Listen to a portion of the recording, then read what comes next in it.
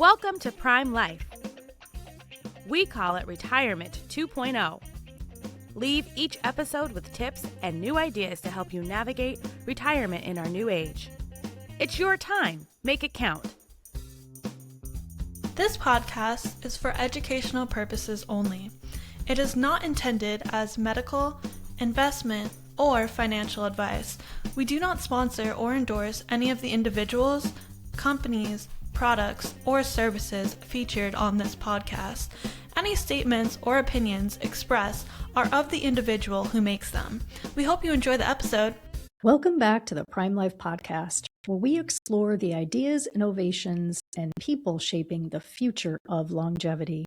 I'm Mary Crean. If you're interested in the future of how to save for retirement, longevity, innovation, and building solutions that truly meet people where they are, this is an episode you do not want to miss. Today, I'm joined by a guest we've had in the past, Jordan Grumet. He's an amazing guy, so to speak. He's an MD, hospice physician, and award-winning podcaster. So again, I'm honored that he would come on Prime Life once again. He's the author of the most recent book, get this one, The Healthcare Heist, How Physicians and Patients Can Unite to Transform Healthcare. Jordan, welcome back to the Prime Life Podcast. That's quite a title for your book. You've written about finances and purpose, right? We had you on, you talked beautifully about that. Why did you decide to tackle healthcare? In short, my story begins when I was 7, when my father died, and he was a doctor. And so I spent a lot of time talking about becoming a doctor, how that was my sole purpose when I was a little kid. It was my sole identity. And realizing very quickly when I started practicing that that was probably not the thing for me. I was dealing with the trauma of my father's death, and becoming a doctor couldn't bring him back. And what saved me from this profession that wasn't filling me was actually learning about personal finance. I've talked a lot in my previous books and in my Substacks and in my podcast about this idea of realizing that being a physician wasn't my purpose and learning about personal finance and eventually building a life towards financial independence and purpose and ultimately happiness. What I don't often talk about is that there's another side to why I didn't find being a physician appealing. Part of it was that it was a trauma reaction to my father's death. But the other piece, which I don't often talk about, is was getting progressively difficult. It became very clear to me that doctors and patients seemed to be more combatants than allies.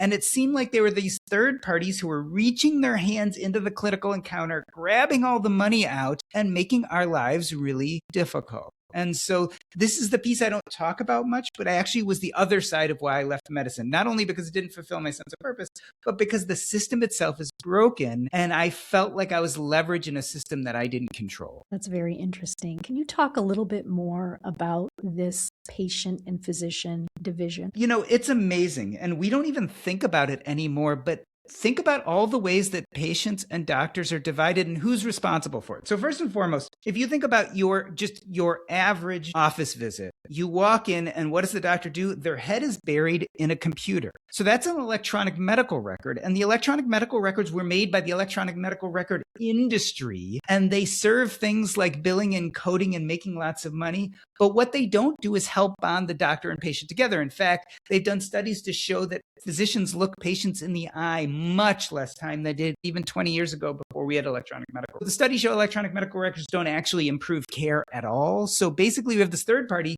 who's inserted their product, which makes them billions of dollars, that doesn't actually serve the patient-physician relationship and in fact divides it. So already it seems like your doctor's disinterested, right? Because they're buried in a computer. But it's not only that. Then that doctor goes ahead and prescribes you a medicine. You take that medicine to the pharmacy and the pharmacy says, sorry, that's not covered. Or sorry, you need pre-authorization. So immediately the patient's like, well, this doctor doesn't even know what they're doing. They're prescribing this medicine I can't take.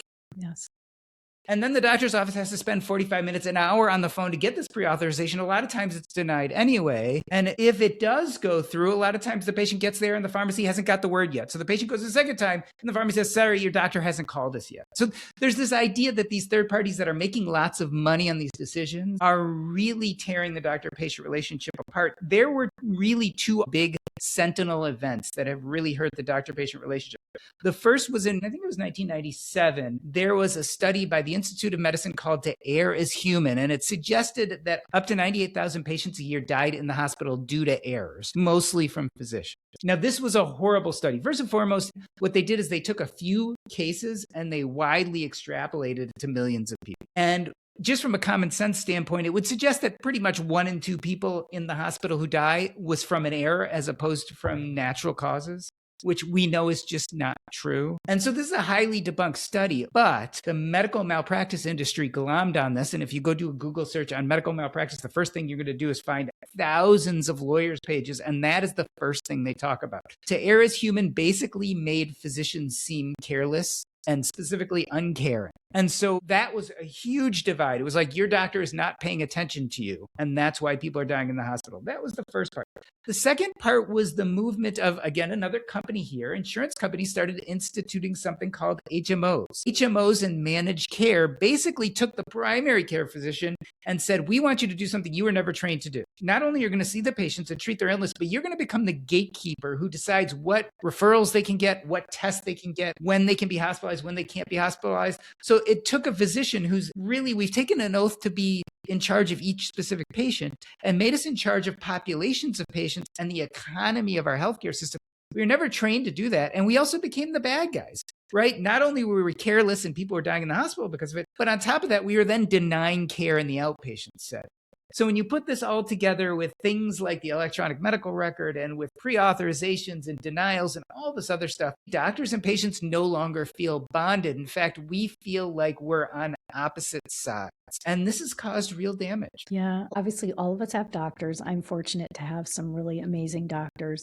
But I can tell you, my husband and I share the same primary doctor. We love her. And I can see how it's changed for her in the last, because we've been going to her for that long, 20 years that you kind of mentioned, in terms of the fact that, you know, there she is, right? She has to be on her computer, checking the boxes, going through everything, spending less time probably looking at us in the aisle, though, again, we've been with her when she first got married. Now her kids are going off to college and whatnot. But I could see how that could negatively impact not just the patient-doctor relationship, but how much time the doctor is allowed to spend with each patient to not only then hear what maybe is bothering them or some of their aches and pains or some of their health concerns, but I would guess that there's a time limitation because they are deluged with having to see so many patients. And let's ask ourselves why they have to see so many patients. Right.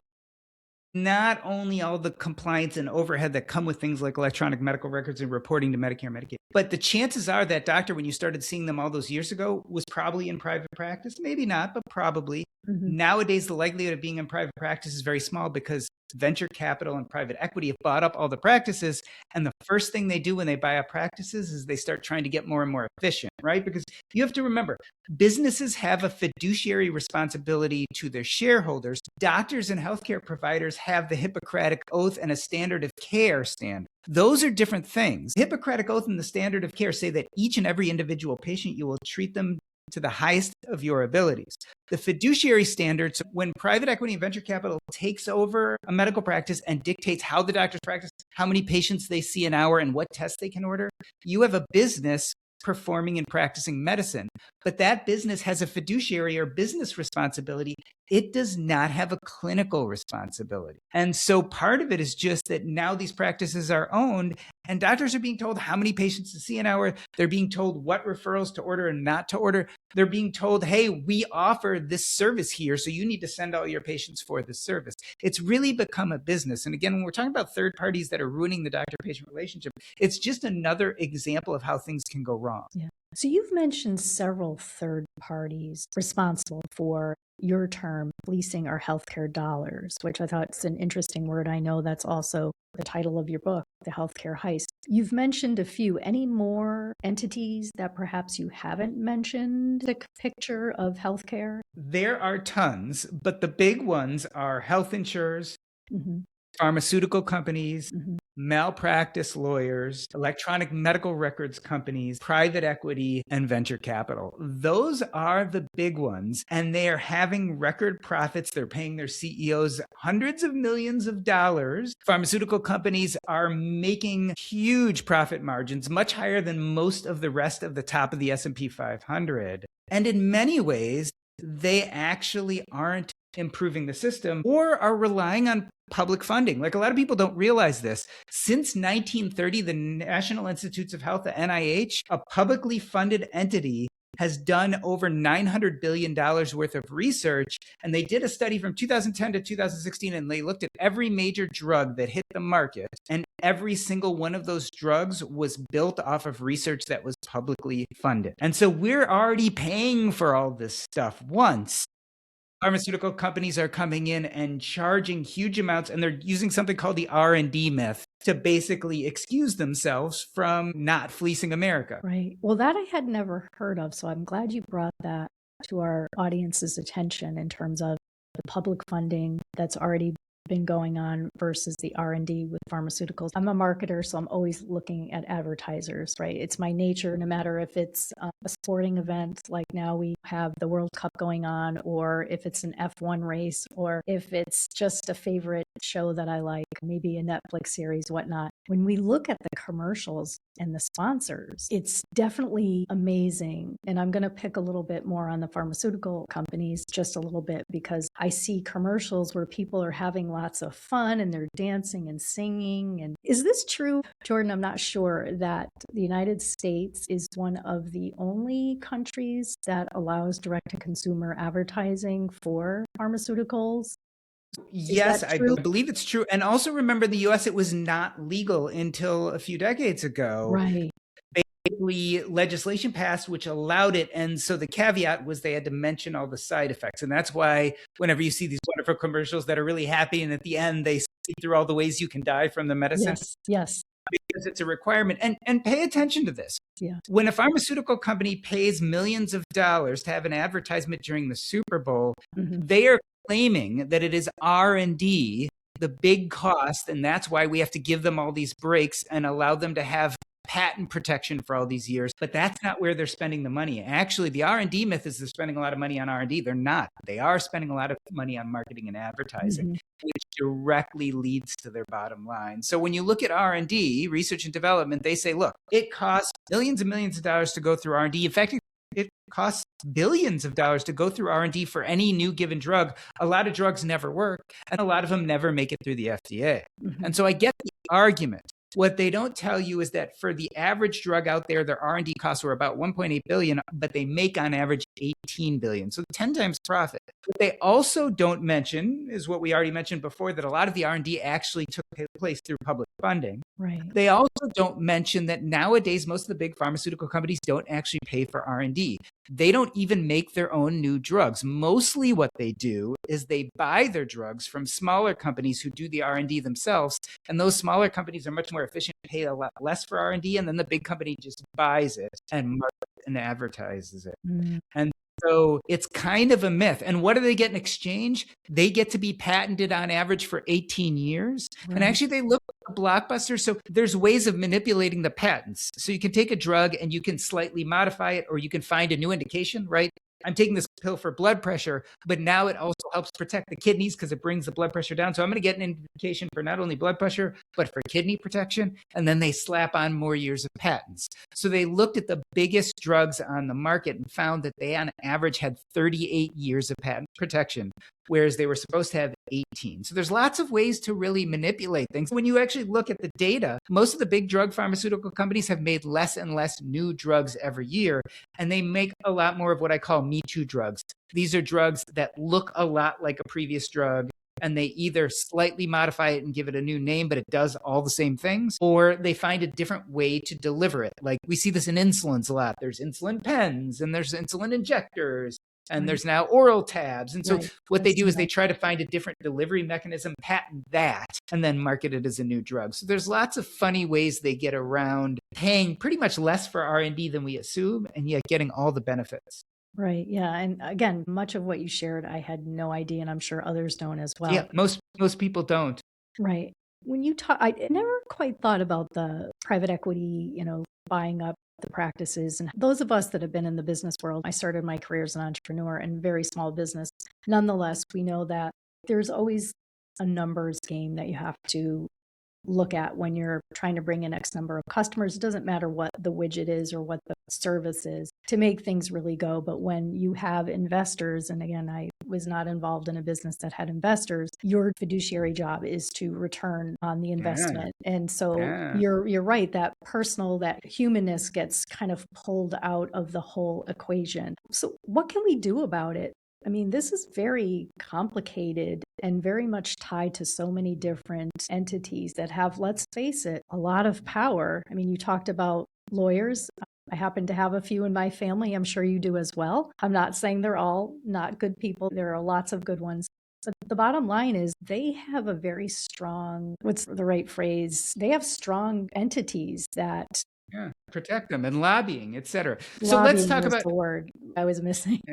First and foremost, I don't think we should have to do anything. This is a broken system, and it's actually our government that should fix it. Unfortunately, we've got these third-party entrenched interests that use lots of lobbying money, and we all know it's never going to change unless some major revolution happens. So the real answer is the main stakeholders. How do you get a revolution? And I'm not talking about bayonets and guns and those kind of things.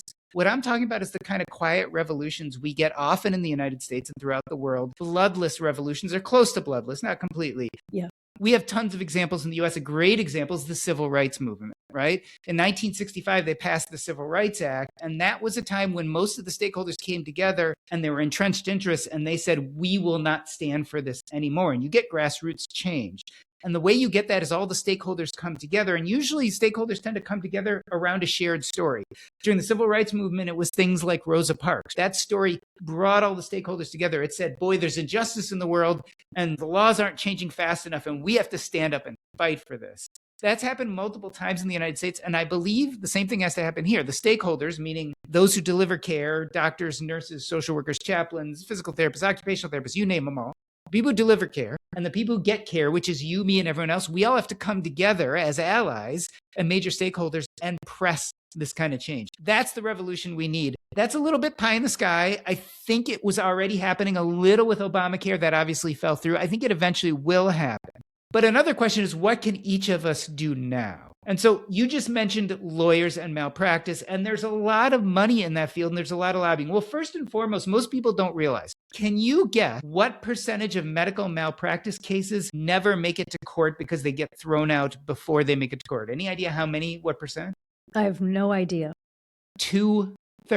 67% of cases get thrown out before they make it to court, and there is no finding against a physician. So already 2/3 of the, and guess what? Once you hit court, I won't make you guess this one, but I'll say you would never imagine how many cases fined for the plaintiff against a doctor in court. 8 out of 10 cases fined for the doctor, which means only 2 out of 10 find malpractice. So before you even get to court, 67% are thrown away, and then only 2% actually have a finding, which generally means less than 10% of cases that are brought actually have medical malpractice. So one thing you can do is think twice about going and finding a malpractice lawyer. The likelihood you're going to win is exceedingly small. And if you do win after 5 or 10 years of being in the system, you're going to get 30 or 40% of the settlement, and the lawyers are going to get the rest. So what can you do? One thing you can do is short circuit these third parties. Don't file a malpractice suit. Go and talk to your doctor. Go and talk to your hospital system. If they did something wrong, ask for a settlement without lawyers. Right. Yeah. So that's one. What else can you do? I mean, there's so many easy things you can do. Ask for a generic. The minute, like if you're getting your blood pressure treated or your cholesterol treated, we have decades of medicines out there and some of them are generics. Ask for a generic. If the insurance company denies you care, like you go in and get a test and the insurance company says, we're not going to cover that, fight it. Almost no one fights it. And actually the appeals process can work in your favor. If you're worried about private equity and venture capital, there are less than there used to be, but find a doctor who owns their own practice. You don't have to go to one owned by private equity and venture capital. There's also something called concierge medicine and direct primary care, and both of those are made to basically subvert the insurance industry. So if you have a little extra money, you could get a concierge physician, get a higher quality of care, go to direct primary care, pay a monthly fee, and you're bypassing the insurance system. So these are some really, really easy ways that you could do these little things. Even if the hospital sends you a bill and you have to pay out of pocket, negotiate it. Call them and say, no, I'm not going to pay that. The more we stand up and do these things, we short circuit these third parties. But that really isn't the answer in my heart. In my heart, the answer is we as those who need care, the population, need to stand together with our physicians and our healthcare practitioners, and we need to demand change. and we need to become allies. Remember, they're trying to divide and conquer us. They don't want us to come together because they don't want us to fight together, because then we become unstoppable. That's where revolutionary change occurs. That's what I really want in the end. Yeah. I do think it's very interesting when you talked about concierge service. Again, another point I did not realize in terms of, trying to find a physician that is not part of private equity on their own. I thought that was an interesting point. And so I'm definitely going to think about that. At the end of the day, many of the doctors, for example, that I've had over my life, and I've had quite a few for different reasons, like I get very attached to people that I like. I always have been that way. I love my doctors and they're good people. And I'm very sure, Jordan, when you were practicing, you were in hospice. I mean, that's pretty amazing, right? Let's face it. That's the work of a very special human that can do that. You were touching so many people's lives at such a critical time for them. I know that you're a really good person. And so largely, I think doctors and patients want the same thing. And they probably don't want all of the headaches that they've probably experienced. I don't want to speak for you. You're the one that went to medical school, but I'm sure, and I know things have changed, but that's probably not what many doctors who take the Hippocratic Oath and become doctors, physicians, surgeons expect. In all the schooling that you all have to do and all the tests that you have to take, that becomes your life. I mean, I have met some doctors like yourself, similar, who have decided that they wanted to not practice medicine anymore, but those are fewer because you've already used so much of your life and your money to educate yourself. And also you've put all of yourself into that. It's not as likely compared to other folks who've had different careers to say, oh, I think I'm going to do this over here. I mean, would you agree with that? I would. And you have to remember, most people become doctors because they truly want to help people. I mean, if you want to make money, there's so many better ways that require less money in student loans and that take less time and frankly are less stressful. I mean, the one thing I can tell you, and I've spent a lot of time writing about what it feels like to be a physician. People come back to me and they're like, I never knew my doctor went through that. And that's part of the problem. Like, most people just don't know how traumatic, for instance, residency is and how dealing with what you see on a daily basis is actually hard. You said some very kind things about me, which I appreciate, but one of the reasons you know these things is because I'm out there telling my stories, which is a central thesis of the book. Part of the way we need to build this togetherness, this allyship between the stakeholders, is doctors have to be more forthcoming in talking about what their lives are like. And now I'm not talking about in the exam room.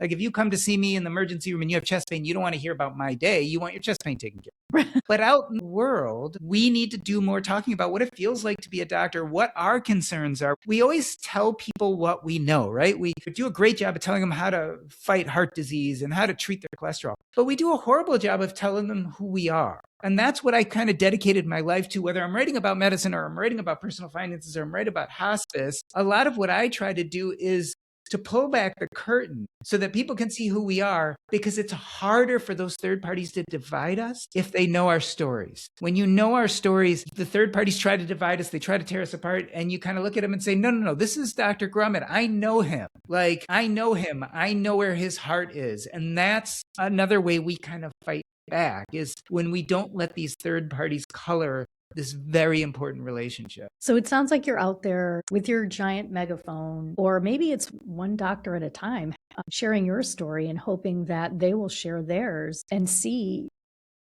and maybe stop and pause too. Stop, pause, and see how they can become part of the solution. We all know how busy doctors are.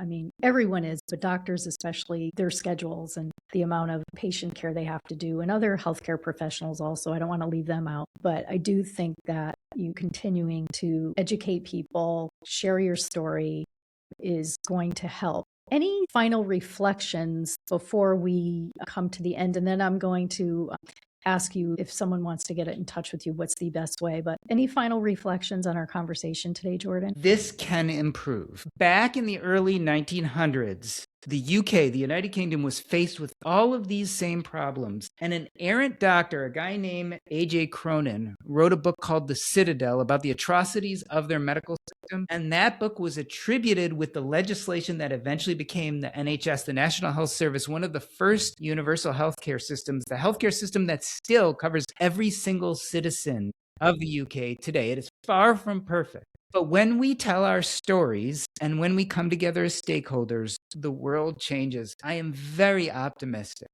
I think we can fix this healthcare problem.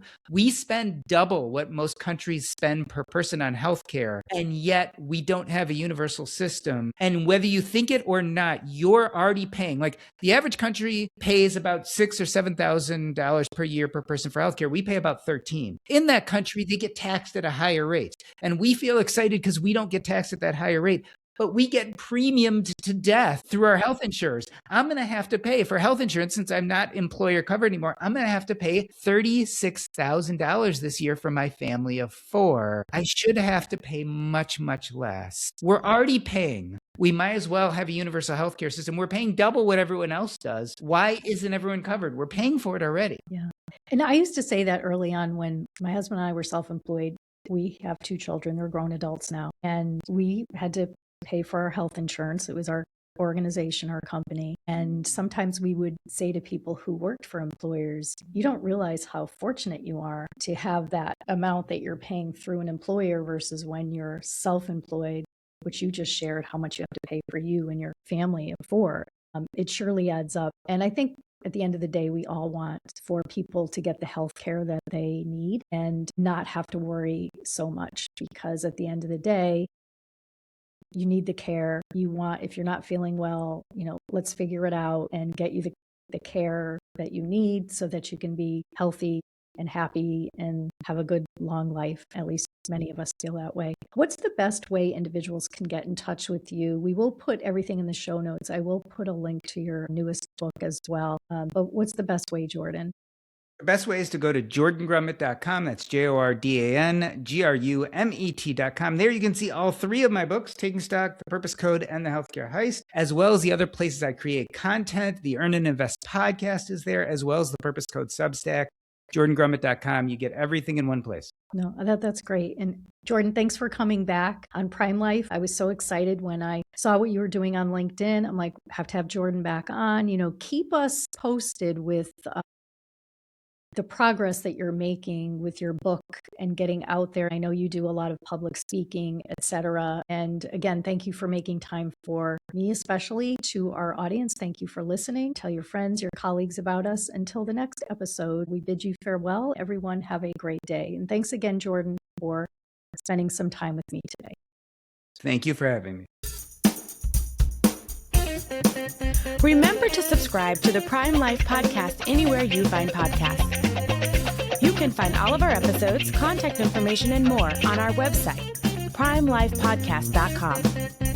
Stay connected with us.